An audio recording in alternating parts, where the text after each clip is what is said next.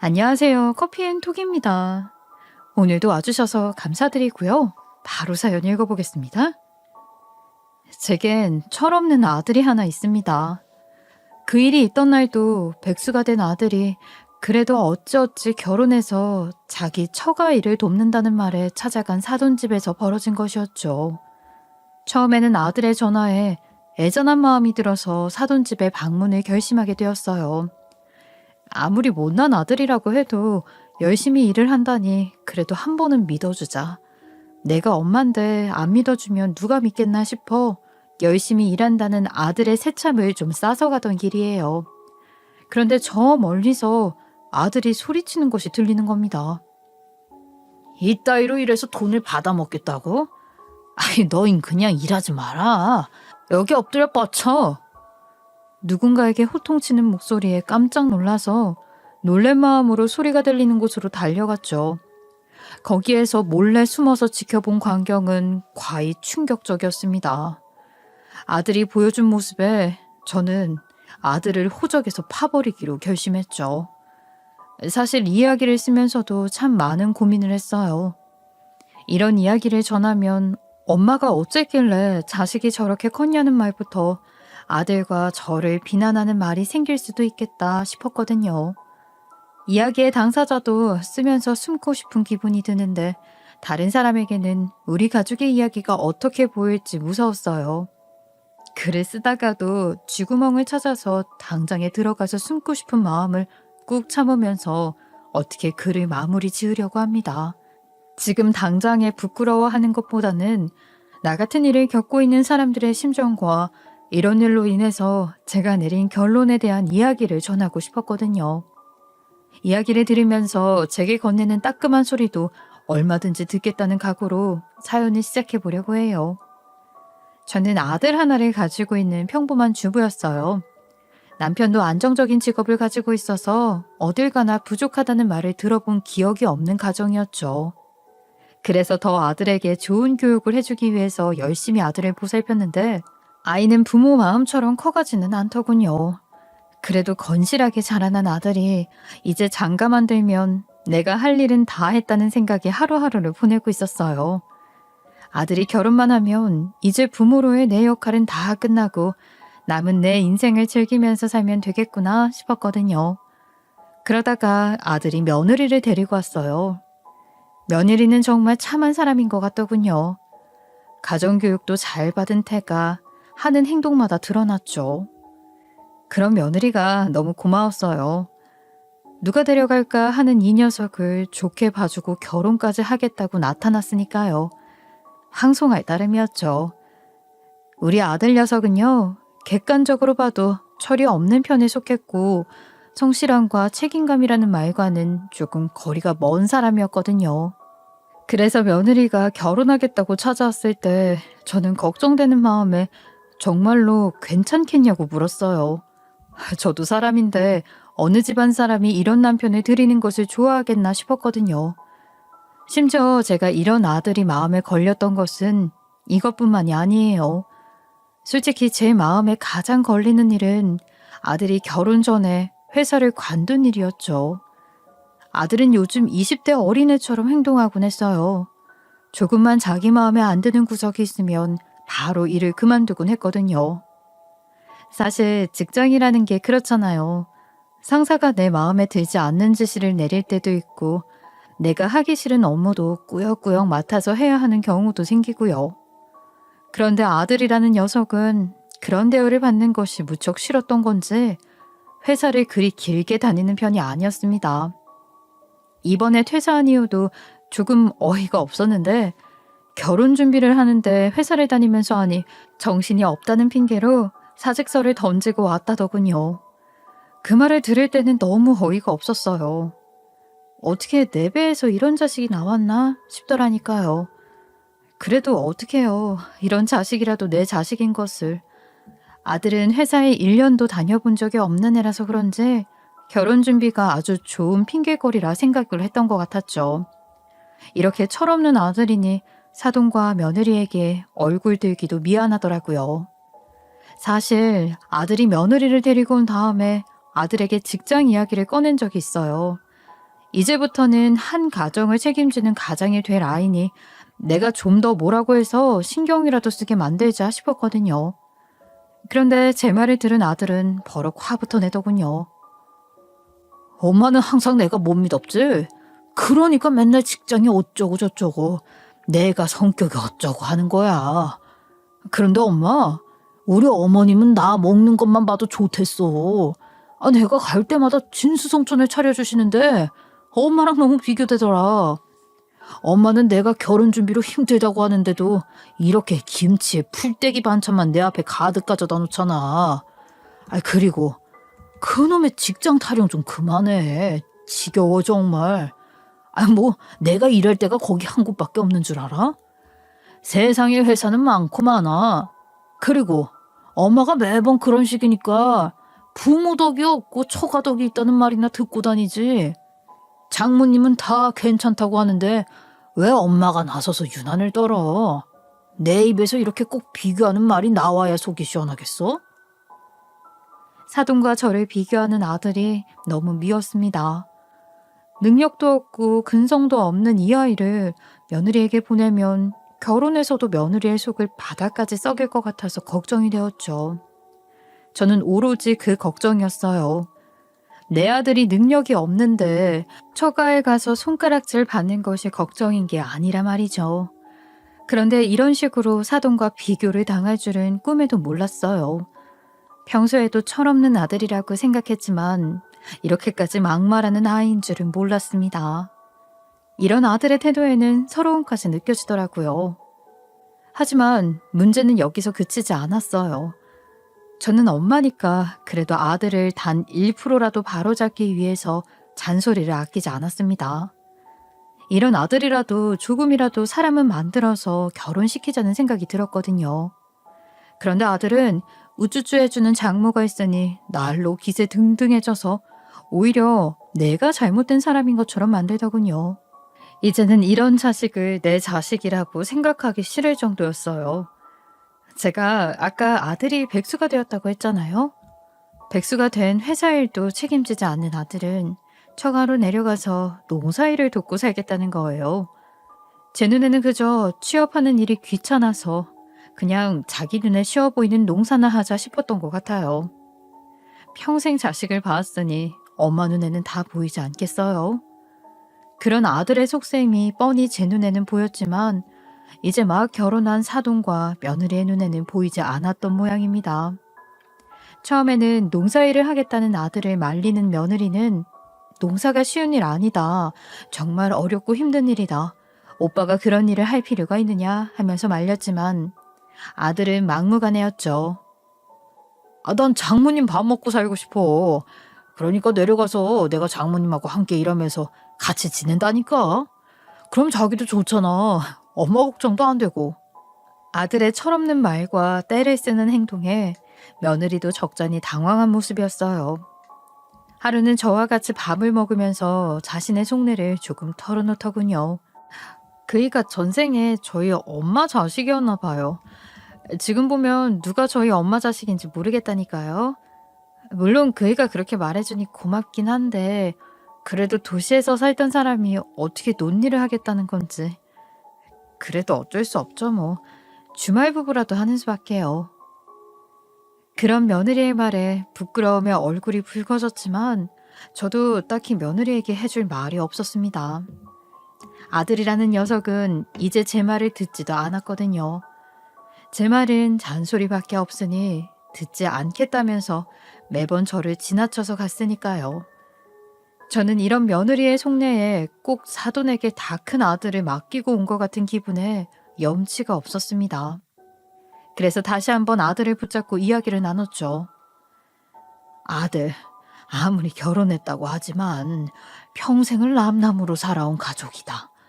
어떻게 그렇게 네 마음대로 하려고 들어? 그러지 말고 네 아내 며느리 말처럼 그냥 지금 여기서 직장이라도 구하는 건 어떠니? 며느리도 여기서 직장을 다니고 있으니 구태여 네가 내려가서 일할 필요도 없잖니. 너희 신혼이다. 처음부터 그렇게 주말부부 하다가는 있던 정도 떨어져. 아들은 역시나 이런 제 충고를 귓등으로도 안 들은 채로 자기 갈 길만 가더군요. 그런 아들의 모습에 그날도 한숨만 가득했어요. 아들은 자기의 고집대로 시댁으로 내려가서 농사일을 시작했습니다. 들려오는 말에 의하면 생각보다 문제가 많지는 않은 것 같았어요. 며느리나 사돈도 제게 전화를 할 때 우리 아들에 대한 이야기는 하지도 않았고요. 그래서 저는 무소식이 희소식이라는 생각으로 지내려고 했어요. 그런데 그때였어요. 아들에게서 전화가 온 것이요. 아주 다급한 목소리로 아들은 며느리를 설득해달라면서 전화가 왔죠. 엄마, 큰일 났어. 엄마 며느리 좀 알려봐. 내가 뭐 그렇게 큰 잘못을 한 것도 없는데 나랑 자꾸 헤어지는 아내하잖아. 내 말은 씨알도 안 먹혀. 그러니까 엄마가 전화해서 뭐라고 좀 해봐. 엄마는 내 엄마잖아. 제가 예상한 대로 며느리와 갈등이 점점 심해진 것 같더군요. 아들에게는 말하지 않았지만 며느리는 평일에 종종 우리 집으로 와서 저녁을 먹곤 했어요. 그때마다 속에 있던 불만들을 하나씩 꺼내놓고 갔고요. 저는 며느리의 입장도 어느 정도 이해는 했어요. 입장을 바꿔서 생각하면 어느 아내가 남편이 결혼하자마자 집을 나가서 사는데 좋다고 하겠어요. 신혼 초에는 서로 꽁냥거리는 시간도 있고 서로 사랑을 속삭이는 시간도 있는 건데. 그리고 아들의 성격상 일을 잘하고 있는지도 잘 모르겠고 말이죠. 분명히 속 좋은 며느리가 먼저 시골에서 버티지 말고 올라와서 회사를 알아보라 권했을 겁니다. 그런데 이건 자기가 귀찮다고 거절을 했을 테고요. 며느리의 입장에서는 난처했겠죠. 결혼 후에 계속 이런 식이었으니 그 성격 좋은 며느리도 참다가 터진 걸 테고요. 저는 아들에게 제 입장을 말했습니다. 아들, 내가 분명 결혼 초에 이야기했지? 너 그렇게 내려가서 일하면 네 아내는 어떻게 하냐고.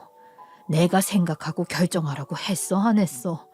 그런데 그건 네 선택이었잖아.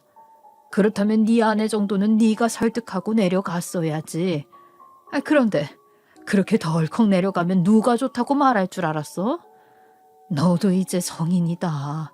그 정도 생각은 하고서 행동했어야지.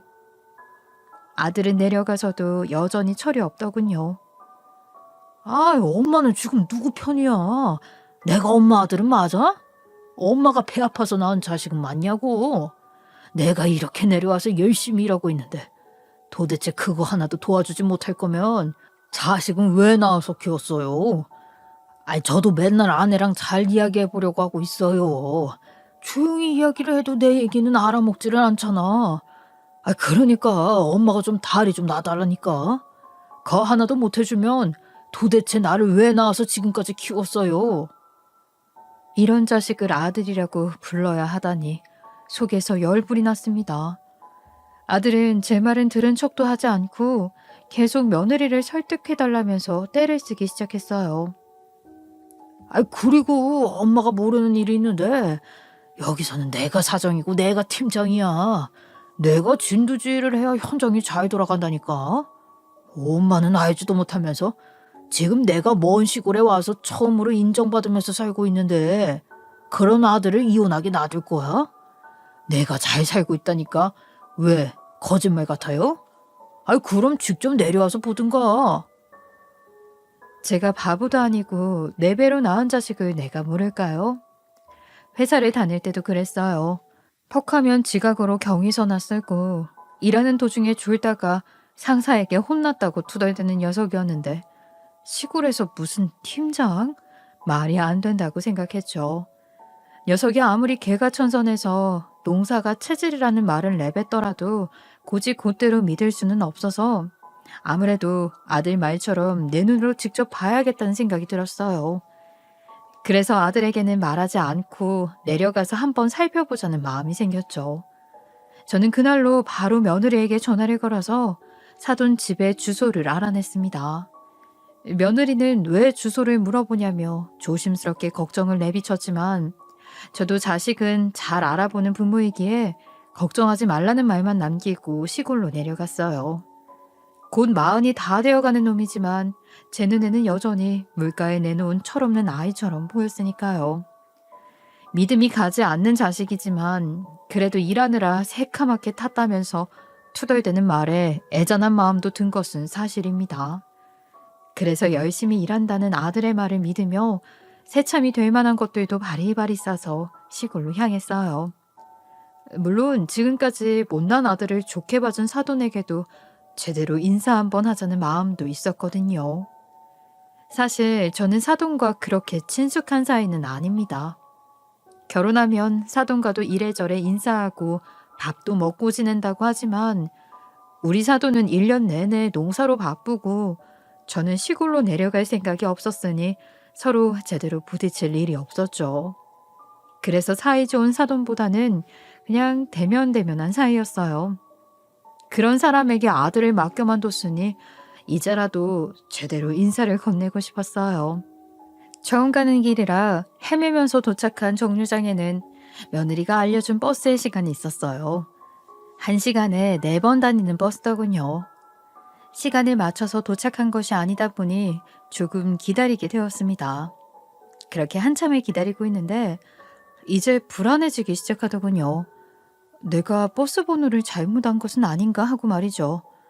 제가 초조한 내색을 비추자 옆에서 함께 기다리던 할머니가 쳐다보면서 물어보더군요.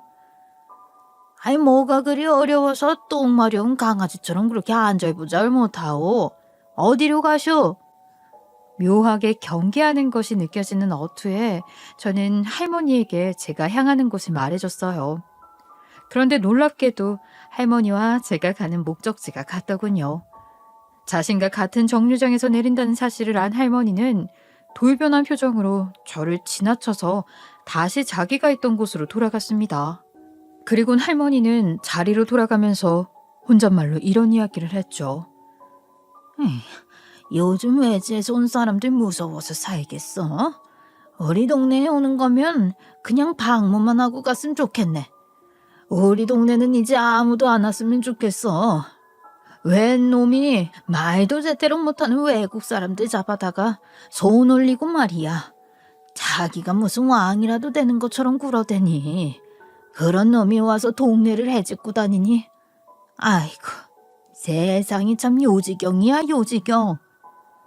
어딘가 잔뜩 화가 난 듯한 말이었어요. 마을에 외지인이 왔는데 안 좋은 경험을 한 것 같더군요. 저는 속으로 설마 했지만 아니겠지 하고 발길을 돌려 계속 버스를 기다렸습니다. 그렇게 한참을 기다리다 탄 버스에는 그리 사람이 많지 않았어요. 요즘 시골에는 사람이 없어서 난리라더니 정말 한적했죠. 버스를 타고 도착한 마을에서는 할머니가 혼잣말로 하던 말 때문인가 동네 사람들에게 길을 물어보기도 눈치가 보였어요. 그래서 일단 며느리에게 연락을 했습니다. 예, 지금 버스에서 내렸는데 여기가 어딘지 도무지 모르겠구나. 주소를 찾아보려고 해도 제대로 길도 안 나오고 말이야. 요즘 세상이 그렇게 좋아졌다는데 이거 보니까 그런 것도 아닌가 봐. 며느리는 제 말에 웃으면서 쉽게 자신의 집을 찾아갈 방법을 알려주더군요. 아유, 어머님, 거기가 좀 많이 구석에 있는 시골이라서 길이 있다가도 없고 그래요.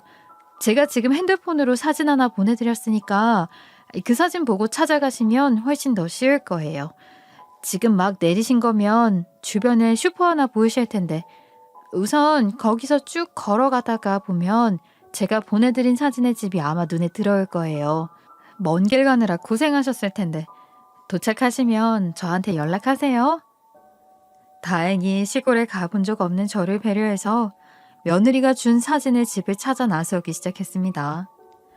시골의 한적한 분위기는 도시에서만 살던 제 마음에 평화를 가져다 주더군요.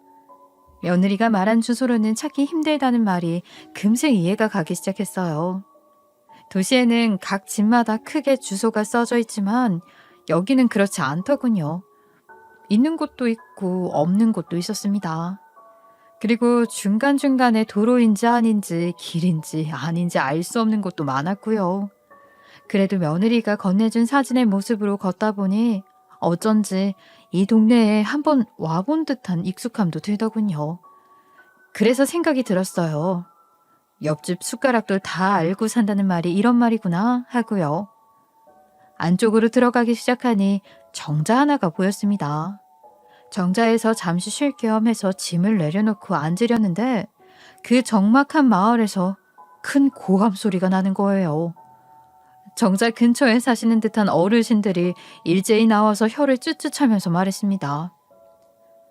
아니, 오늘도 또 시작이래? 저놈은 항상 왜 이래? 저 사람들이 도대체 뭘 잘못했다고 항상 저렇게 큰 소리를 내냔 말이야. 여기 동네가 다 자기 거래? 그러니까 말이여, 도대체 하루를 제대로 넘어가는 일이 없네 없어. 저런 놈의 자식이라고 낳은 어미가 누군지 궁금하다 궁금해. 자식이 저러고 살고 있는지 알란가 몰라. 저놈 오고 나서 우리 동네가 조용할 날이 없다고 날이 없어. 그 밖에도 못된 놈, 죽일 놈 등 소리치는 남자를 비난하는 단어는 물론 온갖 욕설이 난무한 말을 서로 나누더군요. 그러다가 저놈은 경찰에 못 넘긴대. 그냥 경찰에다가 누가 신고 좀 해봐. 저러다가 사람 하나 잡으면 어떻게 할 거요? 그러면 동네 창피해서 못 살아. 한두 번 있던 일이 아닌지 누구는 사람 잡는다면서 경찰을 부르자는 말도 했습니다. 그 집 장모가 그렇게 착한 사람이라며 왜 우리 노인정에 와서 항상 맛있는 음식 해놓고 가는 양반이 저놈 장모라면서 그렇게 착한 사람한테 어찌 저리 무서운 놈이 들어왔는가 몰라. 전생에 무슨 죄라도 지었나? 참 안 됐어. 제 귀에 거슬리는 말이 하나 들어왔어요. 착한 장모는 무슨 죄냐고 하면서 지금 소리치는 남자가 있는 집안의 이야기인 것 같았어요. 저는 설마 아니겠지 했어요. 제 자식이 아무리 못나도 저런 일을 할 인물이 아니라고 생각했죠. 저번에 내가 신고를 하려고 했는데 그 양반이 무릎까지 꿇고 빌면서 안 된다고 하는 거야. 내 그 사람만 아니었으면 쟁작에 신고하고도 남았네. 장모라는 사람이 무릎까지 꿇고 비는데 그 죽일 놈은 옆에서 그냥 멀뚱멀뚱히 서서 자기는 잘못이 없는데 라는 표정이었는데 참 마음 같아서는 그냥 신고하고 싶었네. 신고하려다가 참았다는 사람의 말에서 나온 남자의 행동이 어딘가 남 같지 않았죠. 저는 불안한 마음과 함께 사돈 집으로 보이는 곳으로 걸어갔습니다. 그런데 가까워질수록 아까 정자에서 들린 고함 소리도 점점 가까워지는 거예요. 코너를 돌아서 사돈 집을 눈앞에 둔 순간 옆에 밭이 하나가 보였습니다. 밭에 가까워진 순간 저는 저도 모르게 몸을 숨길 수밖에 없었어요. 거기에는 새카맣게 탄 한 남자가 외국인으로 보이는 사람들에게 손가락질하면서 무언가 열심히 말하고 있었습니다. 야, 너희 돈으로 좀 봐라. 여기 이게 오늘 돈값 했다고 생각하는지. 이따위로 하고도 돈을 받아가려고 했어? 너희가 양심이 있냐? 자, 따라 해봐. 양심. 양심. 너희는 양심도 없어. 양심 있으면 이딴 식으로 일을 안 했지. 외국 사람이라고 말 안 통한다고 봐주고 있었더니 아니, 은혜를 갚지는 못할 멍청 일을 이따위로 해? 내 앞에 엎드려 뻗쳐. 복창한다 실시. 양심 있게 일하겠습니다. 야야야, 거기 너 왜 안 따라해? 따라하라고. 이것들은 누구 덕에 여기서 밥 먹고 사는지 모르는 거야? 내 말 안 들어? 처음 멀리서 볼 때는 하도 까맣게 타서 누군지 몰랐어요. 어떻게 사람이 저러나 싶었는데 가까이 가면서 들리는 목소리가 여간 친숙한 목소리가 아니더군요. 저는 아니겠지, 속으로 아니겠지 하면서 조심히 밭 근처로 갔는데 정자의 어르신들이 욕하던 그 죽일 놈이 바로 내 아들이었습니다. 아들은 한국말도 서툰 외국인들을 죄다 모아놓고서 자기가 거기서 왕인 것처럼 왕 노릇을 하고 있더군요. 그때 제 머릿속을 스쳐 지나가는 아들의 통화 소리. 여기선 내가 정말 대표라니까 내가 다 진두지휘한다고. 그렇습니다. 아들은 여기서 자기가 마치 이 밭의 주인이 된 양 이들 위에 군림하고 있었던 겁니다. 한국에 대해서는 아무것도 모르고 왔을 저 불쌍한 사람들을 눈앞에 두고는 흔히 말하는 갑질을 하고 있었던 거죠. 외국인들은 이게 한두 번 있던 일이 아닌지 다들 이제는 아들의 말에 복종하는 것처럼 행동했어요. 그들의 눈빛은 정말로 형용한 기운이 나왔어요.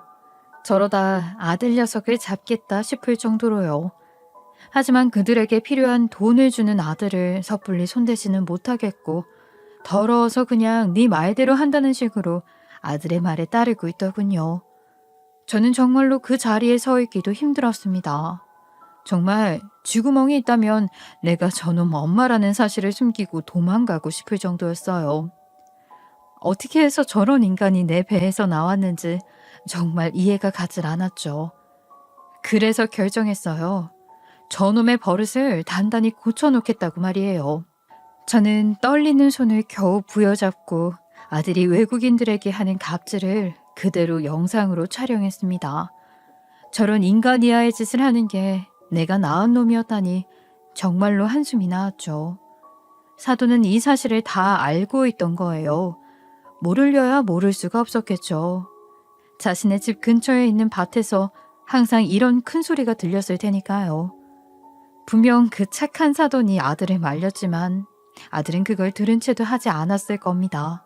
그러니 사돈도 아들의 성정을 하니 동네 어른들에게 손이 발휘되게 빌었겠지요. 안 그러면 자기 자식의 배우자가 범죄자가 되고 말 테니까요. 아무리 못난 놈이라도 결국은 자기 자식의 배우자, 이혼을 시키면 자식에게 더 도움이 되지 않는다 생각했을 테니 마음에 들지 않아도 그렇게 빌 수밖에 없었을 겁니다. 그래서 전 생각했어요. 이 사태를 제대로 된 방향으로 정리할 수 있는 사람은 오직 나밖에 없다고 말이에요. 저는 싸들고 간 새참을 사돈 집 문 앞에 놓아둔 채로 방금 걸어왔던 길을 되돌아갔어요. 그리고 도착했을 때 봤던 읍내 경찰서로 향했어요. 그렇게 경찰서로 가는 시간 내내 수많은 생각이 제 머릿속을 어지럽혔습니다. 그래도 단 하나만은 속으로 다짐했어요. 경찰서에 도착해서는 내 아들이 아니라 호적을 판 놈이니 내가 가진 영상 속에는 오로지 가해자만 있을 뿐이라고 말이에요. 그 영상에는 내 아들이라는 사람은 없다고. 그렇게 도착한 경찰서에는 다행히 경찰들이 업무를 보고 있었어요. 안녕하세요. 제가 신고 하나 하려고 하는데 일단 제가 가져온 영상부터 함께 보시겠어요? 당당히 들어와서 갑자기 영상을 들이미는 저를 보고는 의아한 표정을 지었지만 이내 담당 경찰 한 명이 제 옆으로 와서 함께 제가 찍은 영상을 봤어요. 그리고 이내 진지한 표정이 되어 어떻게 된 일인지 묻더군요. 제가 마을에 도착해서 보게 된 일이에요. 정자에서 쉬고 있는데 노인들이 말하더군요. 이런 일이 한두 번이 아니라고. 매번 일어나는 일 같았어요. 그런데 그 집 어르신이 싹싹 빌어서 동네에서는 다들 쉬쉬하고 있다고 말이죠. 어느 분은 신고하려고도 했대요. 그런데 노인이 앞에서 무릎까지 꿇고 그렇게 비는데 어느 누가 섣불리 신고할 수 있었겠어요. 제가 지나가다가 들었는데 정말 가관도 아니었습니다. 저는 살면서 그렇게 남을 함부로 대하는 사람은 처음 봤어요. 이거 심각한 일 아닌가요? 어떻게 말도 제대로 못하는 사람들을 데려다가 이렇게 할 수 있을까요? 저는 경찰에게 지금까지 내가 겪은 모든 일을 말했어요. 정자에서 쉬면서 들었던 노인들이 서로 이야기하던 말까지 전부 말이죠.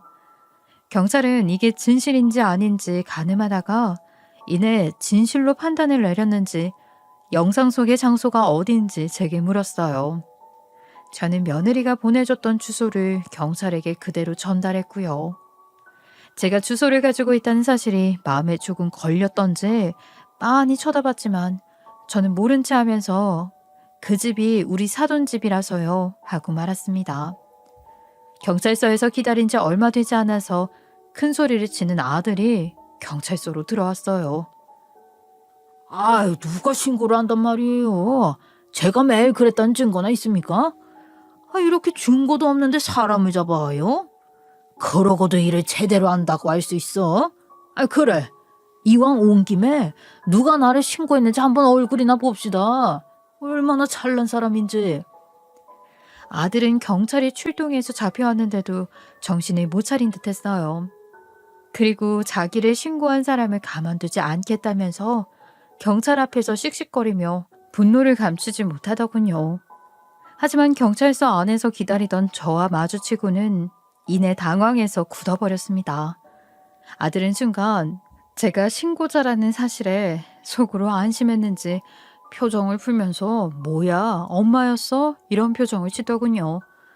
저는 저놈이 아직도 자기 잘못을 뉘우치지 않았구나 싶어서 아는 사람입니까? 물어보는 경찰에게 말했어요. 아니요. 저는 저런 사람 모릅니다. 제 생에 처음 보는 사람입니다. 제가 경찰의 질문에 단호하게 아니라고 답하자 아들이 무척이나 당황해 하더군요. 엄마, 어떻게 아들을 몰라볼 수가 있어? 아, 내가 이렇게 시커멓게 탔다고 몰라보는 거야? 자기 자식을 몰라보는 부모가 세상에 어디 있나? 아유, 여기 경찰 아저씨. 저기 저분이 저희 어머니입니다. 그냥 동의도 없이 제가 시골에 내려와서 일하니까 심술이 나서 신고한 거라고요. 그리고 제가 부당한 대우를 한 것도 아니라니까요. 그 사람들이 제대로 일이나 했으면 제가 그런 행동을 했겠어요? 그러니까 저 풀어주십시오. 예? 저를 아는 체 하면서 말하는 아들을 저는 더욱 단호하게 모르는 척했어요. 혹시 저를 아시는 분이세요? 아, 누구신데 자꾸 헛소리를 하실까?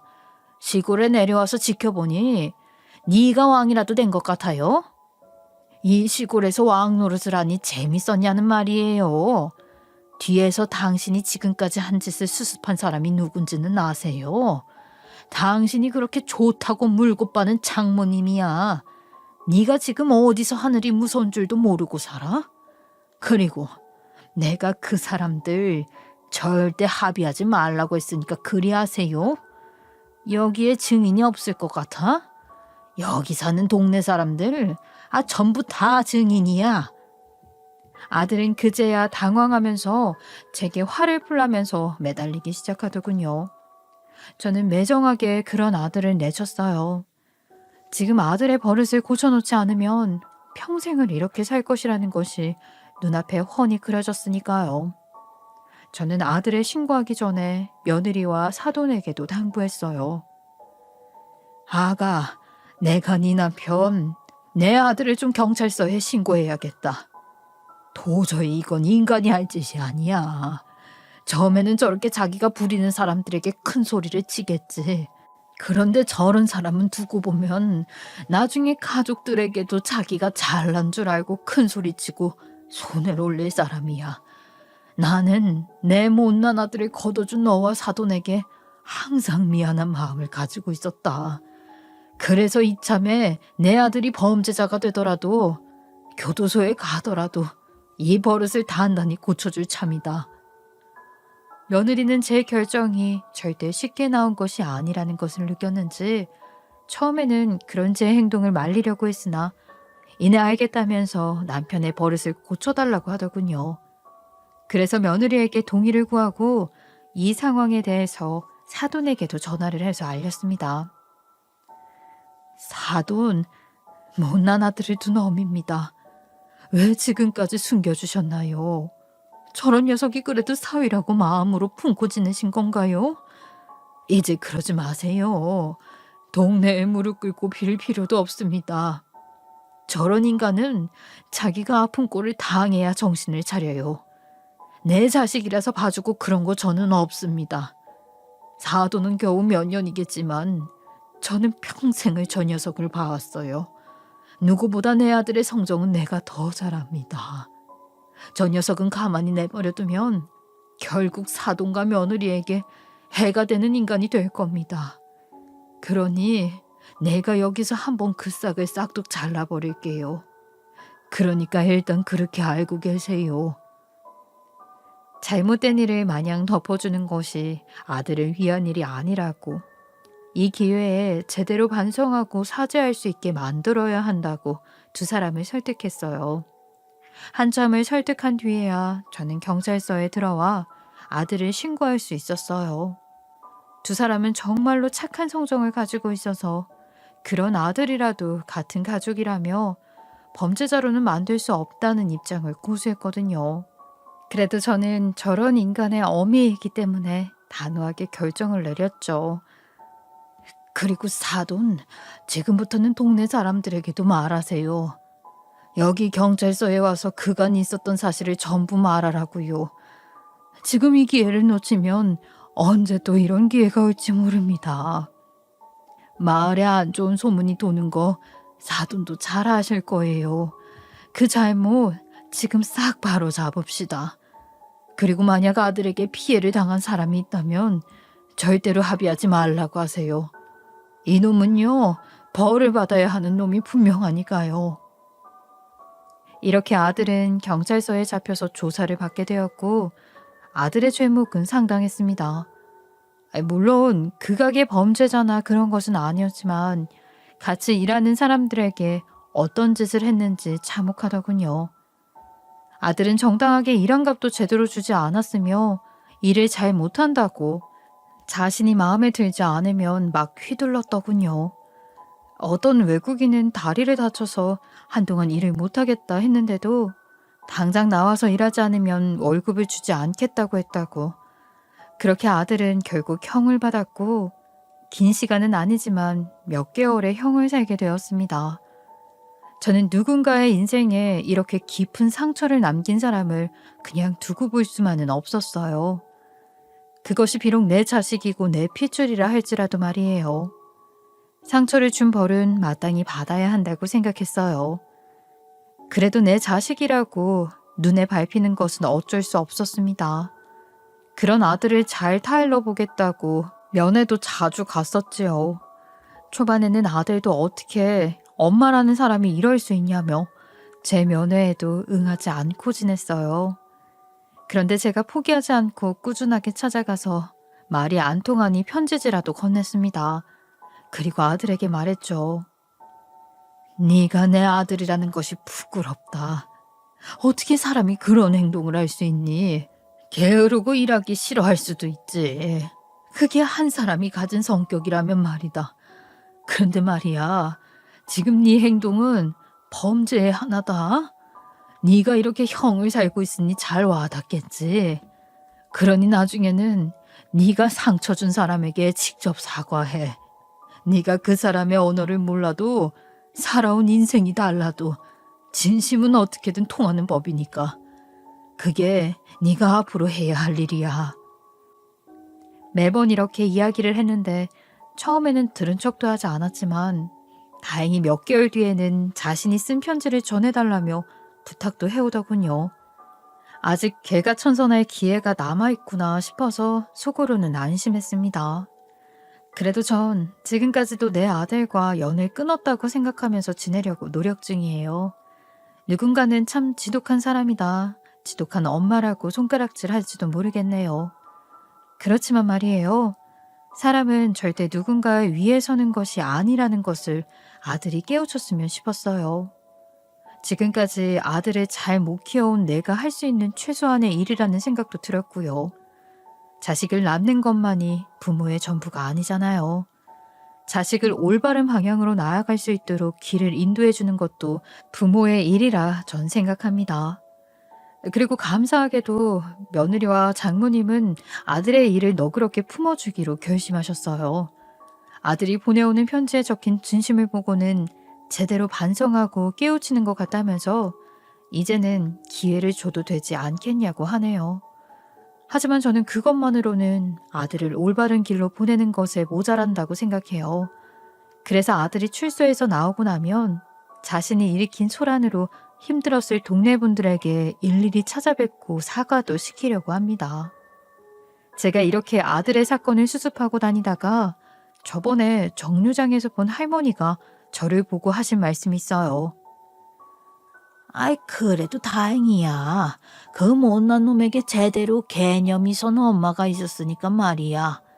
그 못난 놈, 네 아들 녀석은 쉽게 제자리를 찾을 거요. 엄마가 이렇게 노력하는데 오래 걸리겠어. 그러니까 자네도 그렇게 죽장을 하고 다니지 말고 자식한테 제대로 교육했다 생각하고 당당하게 다녀. 할머니가 건넨 이 말이 제게 참 많은 위로가 되었어요. 제가 아무리 천륜을 끊어내겠다고 노력한들 아들은 아직 제 아들이 맞으니까요. 앞으로 아들이 제대로 올바른 길을 찾아 걸을지는 아무도 모르지만 부디 어르신이 건넨 그 말이 이제는 진짜이길 속으로 바라고 있습니다. 아들의 주변 모든 사람들이 이렇게 아들을 위해서 노력하는데 아들도 이제는 진짜로 정신을 차리고 지내지 않을까요? 저는 그런 마음으로 최근 아들을 기다리면서 살고 있어요. 누군가에겐 제 이야기가 와닿지 않을 수도 있어요. 자기 자식이 가장 중요한 것 아니냐고 말이죠. 하지만 세상에는 다양한 사람들이 있고 다양한 해결법이 존재한다는 것을 서로 이해하고 살았으면 합니다. 그리고 저와 같은 상황에 처한 사람들이 저랑 같은 방법은 아닐지라도 자신의 자식을 너무 맹신하지는 않으셨으면 해요. 자식도 결국은 세상에 있는 한 사람에 불과하니까 말이에요. 날도 점점 따뜻해지는데 다들 갑자기 추워지는 추위에 감기 조심하시고요. 제 이야기를 지금까지 들어주셔서 너무 감사합니다. 지금까지 커피앤톡이었습니다. 오늘도 끝까지 함께 해주셔서 감사하고요. 다음 영상으로 또 찾아뵙겠습니다.